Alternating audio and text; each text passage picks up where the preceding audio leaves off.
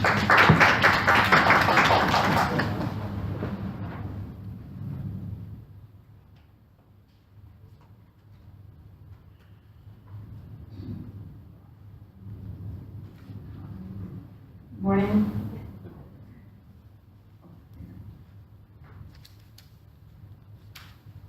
My name is Darlin Gaitan, Port State Control of the Belize Port Authority.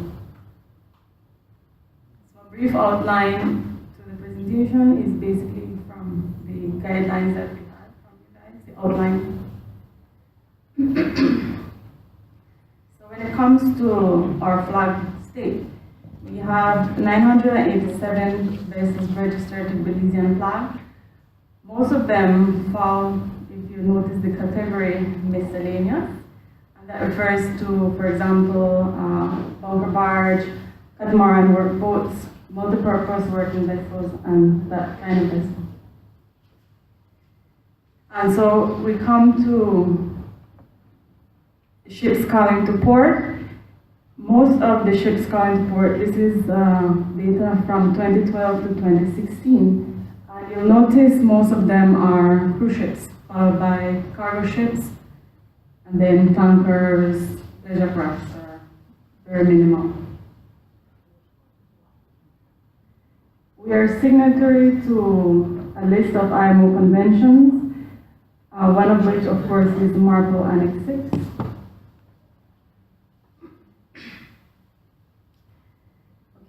So our institutional capacity, when it comes to the maritime areas of Belize, we have the flag state, which is IMARBE, the International Merchant Marine Registry of Belize.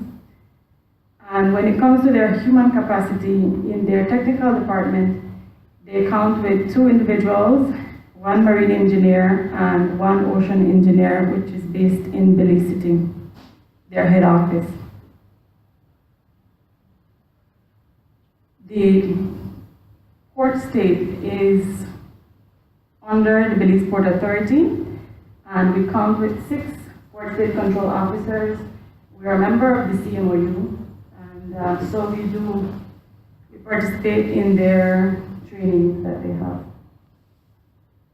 Another coastal state is the Belize Coast Guard. They are a recent organization, but they have jurisdiction over the territorial waters of Belize. And last but not least, we have the Department of the Environment.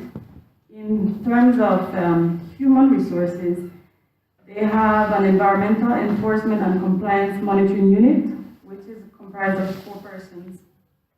And they also have an ozone unit, which deals with monitoring and importing of ozone depleting substances. Notice I have some notes on technical and financial capacities, and I think it will come as no surprise that in that area we are definitely lacking. So now we go into the legislations. To start, the Environmental Protection Act, and specifically the pollution regulation, says that no person shall cause, allow, permit contaminants to be emitted or discharged either directly or indirectly into the ambient air from any source. So, as you know, it might not say ships, but it absolutely would cover any source of emissions. And follows to say, notwithstanding the emissions standards given by the regulation, no person shall cause the ground level concentration outside the boundaries of his operation to exceed the limits specified by the Department of the Environment. The pollution regulations continues to say, no person shall cause or permit the emissions of particulate matter into the atmosphere caused by the combustion of fuel, any fuel burning equipment, in excess of quantities determined by DOE, the Department of the Environment. And of course, specifically because we're dealing with MARPOL Annex 6, it says, if an offense is committed against these regulations, respect to the discharge of emissions or waste or noise from any ship, the owner and the master are both guilty of an offense.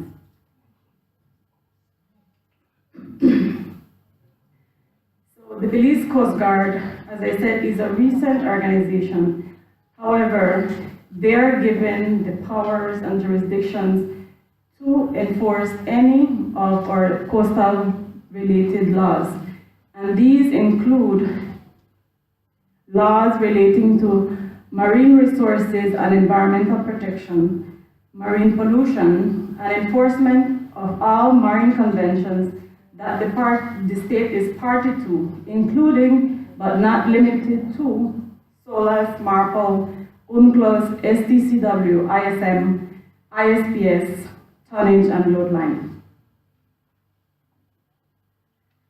So now we go into monitoring and enforcement. So how does the flag state ensure that MARPOL Annex 6 is implemented on board their fleet?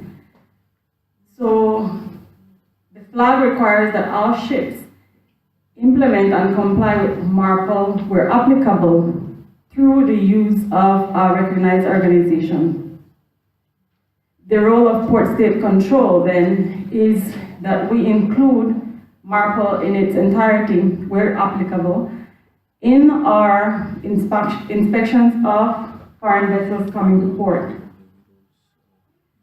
So as a port state control officer, we're looking for IAPP, EIAPP where applicable. Also, the ozone depleting substances record book, where the ship has to recharge their ozone depleting substances. If they're using for firefighter and or refrigerants, then they have to have a record book with them.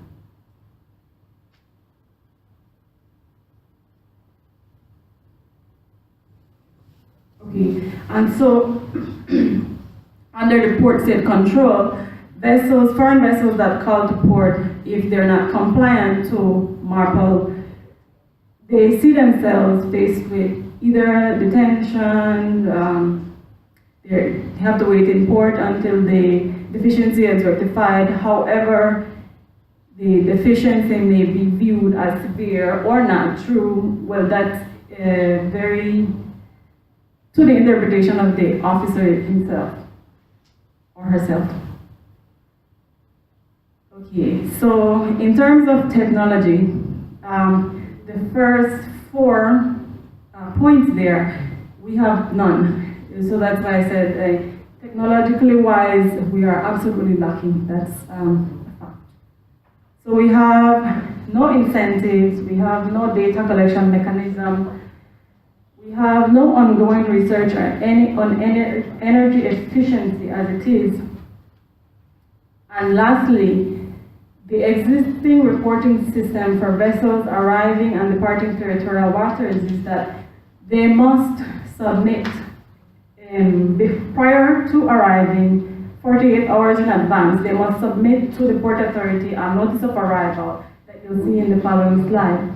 Before they depart, 2 hours before departure, they're required to submit to the Port Authority notice of departure and nil list, passenger list, crew list, cargo manifest if they have cargo on board or they discharge or taken on cargo. And all vessels that have dangerous goods on board must submit a declaration of dangerous goods that must be approved by the harbor master. What happens with particularly the convention-sized vessels is that they use a licensed agent, and the licensed agent is authorized by the Belize Port Authority to act on behalf of the ship. So we have that connection with the agent, direct connection with the agent that then goes further to the ship. Okay, to your left, you have the notice of arrival that must be submitted 48 hours in advance prior to arrival. So basic ship particulars, you have some security certificates, last 10 ports of call, and if there are any security incidents while at those ports, they need to report as well. The activity, if they're coming to more alongside, they're going to anchor where it is that they plan on staying well in harbor. And vessel safety management and information. Likely the notice of departure, similar information, except for the cargo in tons, where they discharged cargo in tons, or if it was containers, or whether it was loaded. And this is submitted through the agent. So, barriers to measuring greenhouse gases emissions, as we're referring to from ships here, as we're dealing with the MARPOL. We definitely don't have the equipment, the training in this area, and so as a country, we are very data inefficient as it is. And secondly, we don't have a harmonized data collection system because we don't want to reinvent the wheel if there's already something in place elsewhere, particularly in the region.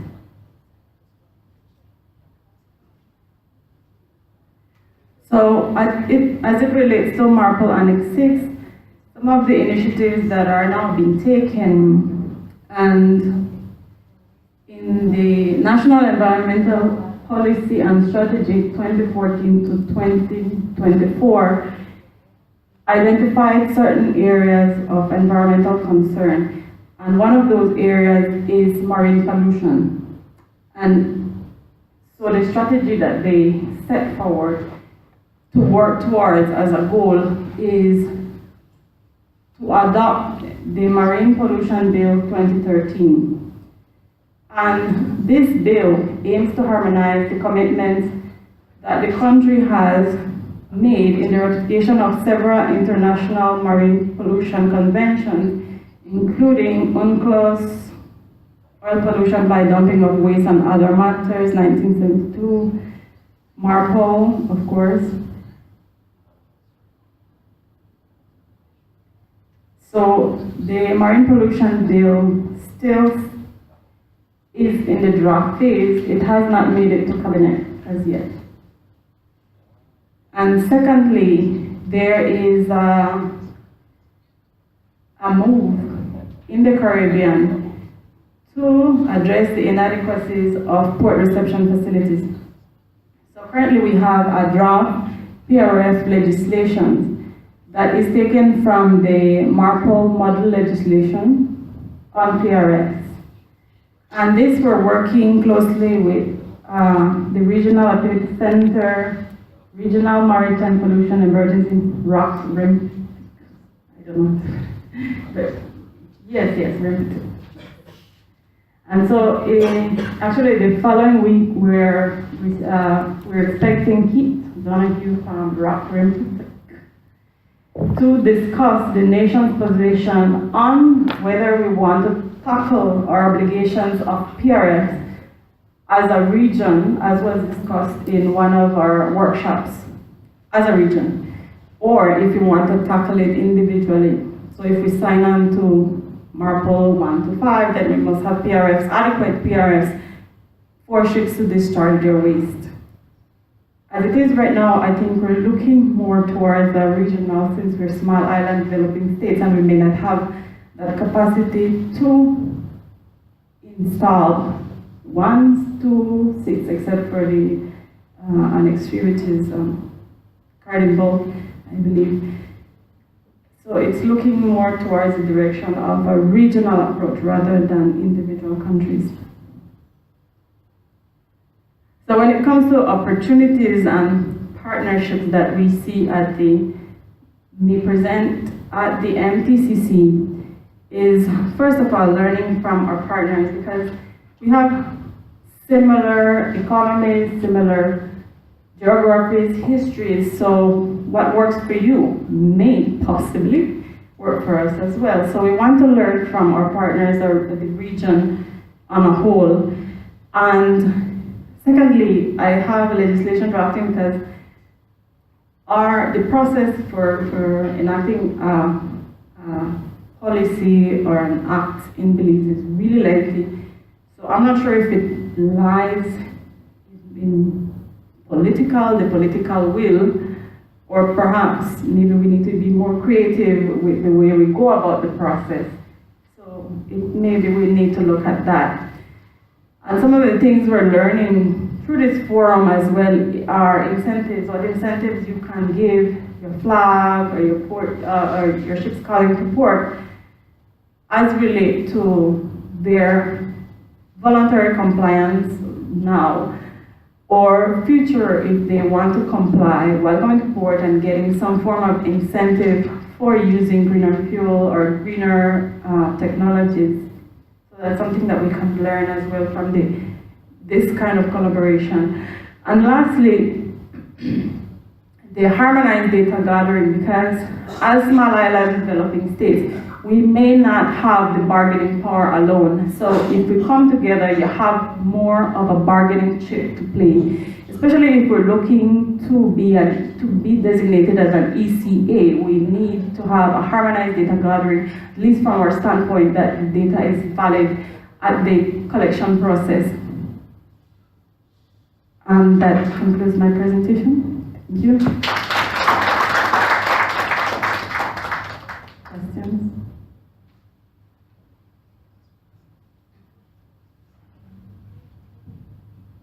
Thank you for a nice presentation. Now, pre-arrival information for the ships coming to Belize is submitted through electronic means.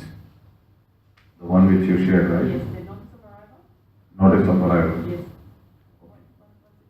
Question, I just want confirmation. It is being submitted through electronic means, whether it's a server or it just comes to agents and then they submit it to administration? Yes, it's coming through the agent and they personally deliver it to the Port Authority. However, we're talking with our agent because even though we're not a signatory to the PAL convention, we know that it's time consuming and the data is sometimes the same in terms of ship particulars unless there's a change in flag and the like. So we're trying to go electronically. Also, we want to save paper. So we're trying to see what systems might work for us. We've seen the Asikuda that I think worked for some Caribbean countries, and we're talking with the different entities because when a ship comes to port, 5 entities are going to board it. So we want to remove that paper. We want to move toward a paperless future. So instead of giving the same paper to customs, immigration, Baja, quarantine, you can just submit it electronically and you can view it. If you have a problem, you identify, then you can bring it up to the agent and so forth. So as it is, the agent are going to bring us the document, hard copy, to the office, and then But the agent receives it electronically from ship, right? yes. Email attachment like Yes. Because what we are looking at as of now is given you have an annual figure of say 400 plus ships arriving in Belize every year. That's a huge amount of data which we target as MTCC. So if we can, we'll need your help in there to engage agents within Belize. So if they can send MTCC data collection form, and then they can report via email to us directly, where we can analyze the data and then also share it with Belize administration once we refine the data. Because we have the capacity to, as of now, to store and refine the data. Analyze and so. Yeah. That's definitely, as I said in the beginning, we do have a good working relationship with our agents. So the compliance, I don't see a problem with their aspect of producing that data to you or to us. Yeah. However, that is the time. Because it will be a paperless process. We will not print that form. Once they receive that information from ship in electronic format, they can send that directly to us in the same format. I don't see a problem with that, yeah. So that would be a great initiative actually for creating that initial baseline. It's true. Thank you. Other questions? Right. Your pollution regulations, they address ship emissions, so what chapter there that states emissions from ships? No, it's the first part applies to all sources of pollution. Internal combustion Right. from engines. It doesn't say whether it's ships or vehicles or so. Okay. Yeah, all firms. And then there's a part of it that addresses, because remember the pollution regulation is not only emissions, it's talking about land-based pollution and marine-based pollution, land-based marine pollution. So it's not specific to ship-generated waste as such, but it does hold the master and the owner responsible in the event that because we do have spills, we do have vessels running aground, and that is a form of destruction to the environment that's tallied and they're charged for such. So it's not specific to ships per se, but I think it definitely can hold in terms of a source of pollution. It is still a source of pollution. And so that's why I think the marine pollution is looking to bridge that gap, because we haven't targeted ship-generated waste as such. But we definitely need to, because we have a fragile ecosystem in Belize. We have coral assemblages, we have one of the largest living barriers in the world, so we definitely need to look at ship-generated waste, all forms of ship-generated waste. So that's the bridge that we're trying to gap with the marine pollution bill.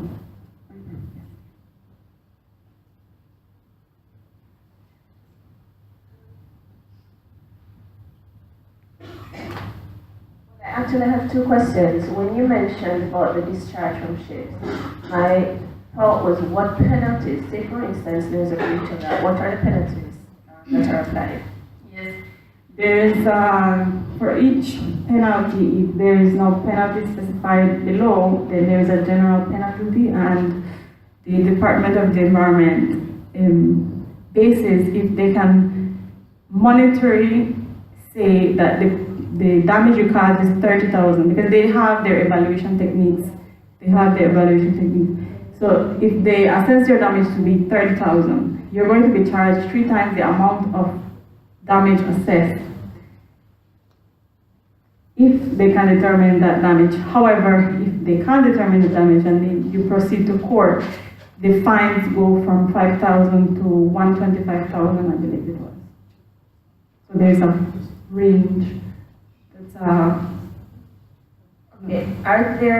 Is there any part of your regulation that speaks to the transportation or the transit or anything that has to do with hazardous, well, you call it dangerous cargo.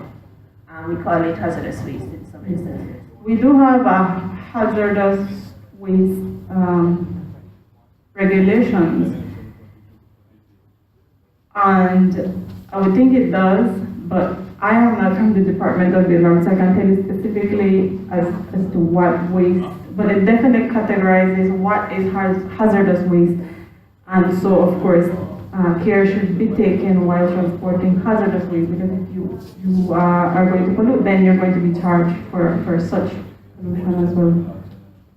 Thank you. You're welcome.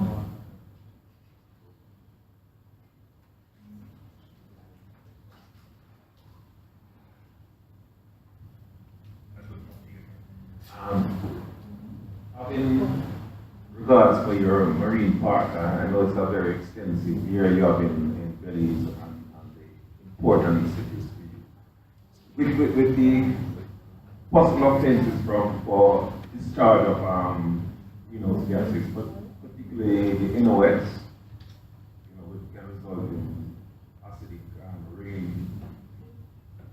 in the marine park or areas in Belize. How would you detect that there is a discharge above the recommended level or the minimum level, so you would prosecute ships violating that? Yes. Thank you. As I said, we are lacking in technological aspect of it, so the know-how, and because I probably didn't mention it, the Department of the Environment started collecting data from Harvest Key, which is a new port that's opened, cruise ship terminal. So they were able to source the funds through grants, because they don't have it in their budget. So they were able to get the, what do you call it? The equipment, rather, to collect data on emissions, NOx and VOCs, but they're not able to interpret data. So now they have to source more funds to be able to send to University of Miami, where the project started really, and so that they can look at the data and give us some kind of feedback of what's going on, because we don't have the capacity. Technologically, technical, we don't have it. So that's where I hope we can bridge those gaps.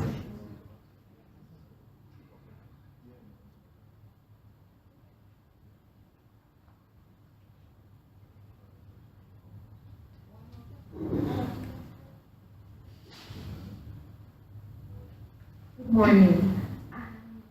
Just to find out that Belize is in an enviable position in terms of its energy, the cost of electricity, and you generate most of your electricity from hydro. So, do you have ship-to-shore provision for electricity? No, we haven't. Sorry. We haven't looked at the capabilities of our ports to be providing that connection to our national grid. As it is, I don't think I would call our energy affordable, because we have a dam. However, it doesn't produce the amount that it would need to make an impact for the energy to be affordable to its population. So it would need careful considering, and perhaps we could bring in the electricity company to tell us how viable that that endeavor would be. As it is right now, I can't speak to if we have the capacity as such.